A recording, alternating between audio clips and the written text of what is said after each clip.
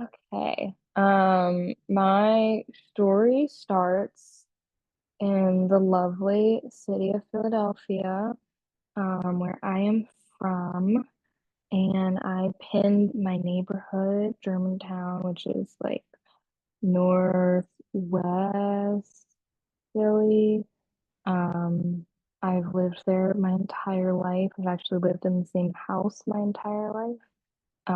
So this is, my home base.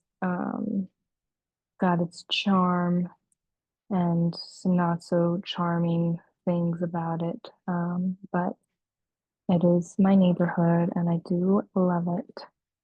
Um, yeah. I was trying to think of like things that I did that I felt like were like, important things from my childhood that had a like big impact on who I grew up to be. Um, And one of those things was like going to the library.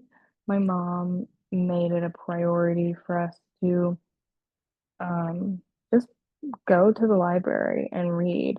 Um, and we were, fortunate enough to have a library that was within walking distance. So we would just walk around to the library. We go down to like this lower level, the kids level, and we pick out a stack of books and read for hours and hours and hours. Um, and Coleman was really cool because it had this like ginormous wooden dinosaur thing. Dragon, not dinosaur, Jesus. It's been a long day. Yeah, so that was cool. There were laptops, and there was just so much space to like sit. And like me and my siblings wouldn't sit together. We would all get our own books and then, you know, find a chair, find a spot on the floor, and just read. And that was just something that we enjoyed. And I'm really grateful that's something that my mom prioritized for us. Um, yeah. One other thing we would do, we would come down to Kelly Drive, not this far down, because this is by like Yankee statue and art museum steps. We would be up here closer to like the boathouses, even further up here. And there was a trail, obviously, like going, the length of Kelly Drive and along the Schuylkill. Um, People would ride their bikes, people would roller skate, people would just walk or jog. They still like that is just, the place where people go in the neighborhood. Um, and my mom and I would come down to like these little mommy and me dates, just the two of us.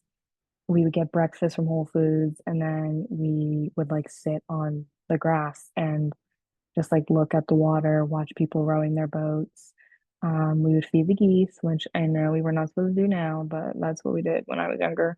Um, we'd like feed them like mac and cheese and scrambled eggs. It was really bad. Now looking back, I'm like, that was horrible. But they liked it, so it was fine. Um, yeah, and this was just, our time to spend together and be near the nature or like out in nature near the water and, the geese and everything.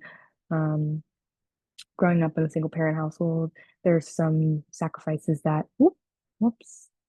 Oh, shoot. Oh, there's some sacrifices that you have to make just only having one primary parent. One of them is like family time. There just isn't a lot of time to spend together, especially because we would, at a certain age, we started going to school all day.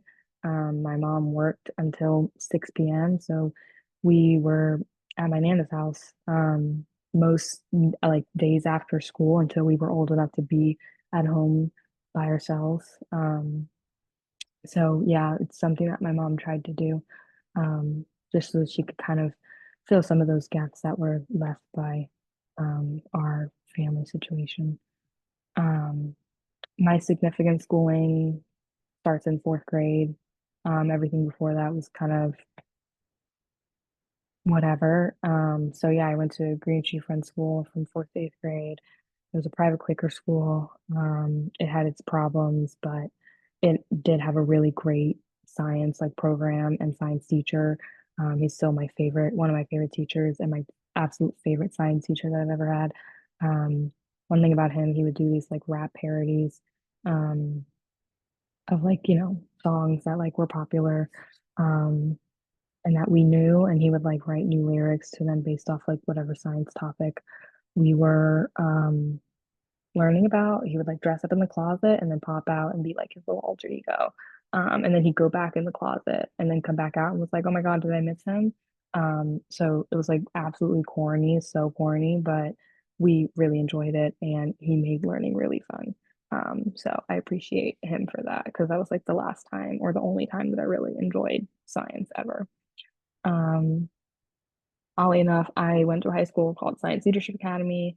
It's a public magnet school. It's like inquiry-based learning, project-based learning. Um, our core values, ooh, inquiry, research, collaboration, it's here, presentation, and reflection. So like all of our major projects, like for this, courses, like semester projects, like not semester, but like quarter, I think followed these core values and had some element of them present in the assignment. Um, and then another thing about SLA, every Wednesday, like all the grades would get out at 1 o'clock, like after lunch, and we'd all go to either freshmen would go to the Franklin Institute, juniors and no, sophomores and juniors had their internship, and then seniors worked on their capstones. So freshman year, we went to the Franklin Institute. We did like different workshops and things there.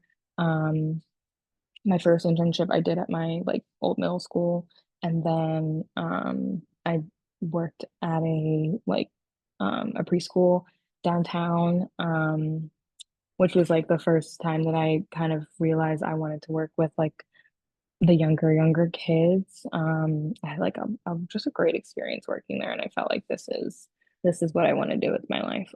So it was a pretty important thing that I did, and I'm so glad I got to do, and that my school kind of like gave us that opportunity to get that experience.